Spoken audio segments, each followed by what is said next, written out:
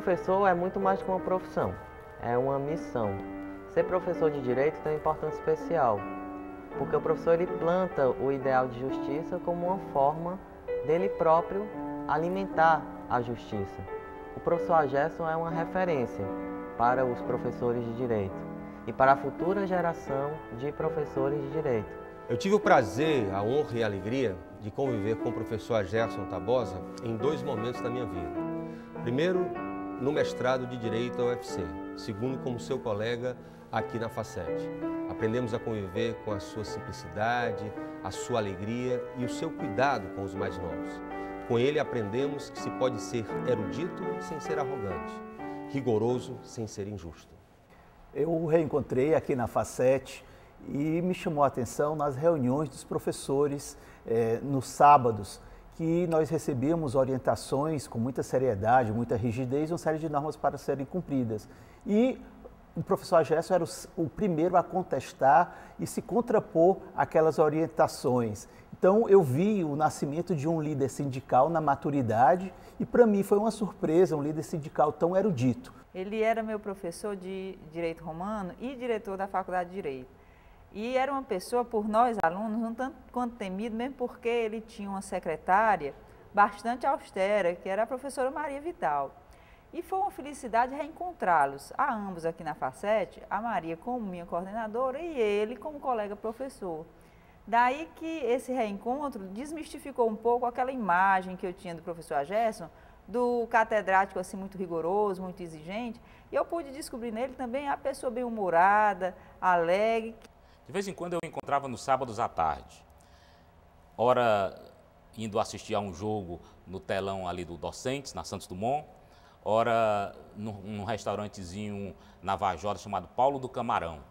Eu ficava com uns amigos do outro lado da rua, num restaurante chamado Casa do Carneiro, e a gente ficava lá tomando alguma coisa, vendo o movimento, e ele chegava naquele Audi bonito dele, no Paulo do Camarão, do outro lado da rua, sacava do porta-mala um cooler que tinha tudo, tinha gelo, copo, uísque lacrado, 12 anos, se instalava na melhor mesa, era o primeiro aguardando os amigos de uma pelada que ele tinha ido jogar. E aí, de vez em quando eu ia lá, cruzava a rua, puxar algum assunto com ele, dar uma bicada no uísque dele, e ele, doutor, você por aqui, doutor? E ele conversava um pouquinho e tal, mas o que era mais curioso é que ele pegava o garçom do Paulo do Camarão, mandava o garçom ir do outro lado da rua, na Casa do Carneiro, pedir arroz de carneiro para ele tirar gosto, né? Ele deve ter sido o pior cliente que o Paulo do Camarão teve até hoje. É a pessoa que eu conheci que mais tinha amor pela academia, a pessoa que tinha realmente um gosto pela aula, por incentivar os alunos, por motivar os alunos. Ele demonstrou isso em diversos momentos, em congressos que participamos juntos, e em momentos especiais, como foi a defesa do professor Hugo de Brito Machado, no seu doutorado, que ele foi acompanhar e se emocionava na Assembleia, mais do que os próprios familiares do professor Hugo Machado.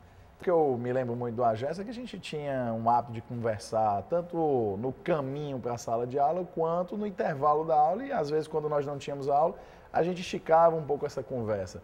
E o bacana dele é que ele adorava contar as histórias, mas no sentido de querer ajudar. Então, o que eu me lembro sempre com a Gerson, ele buscava me dar conselhos, ele buscava me orientar, e ele era uma pessoa que vibrava demais com a vitória dos outros. Parecia até mesmo que era ele que estava lá vencendo. Tem 2 coisas do professor Gerson que sempre me cativaram muito. Primeiro foi a humildade dele, ele nos tratava, apesar de sermos sempre alunos dele, com muito respeito, colegas, professores acima de tudo, e a generosidade. Eu comentei com ele sobre o meu trabalho de mestrado.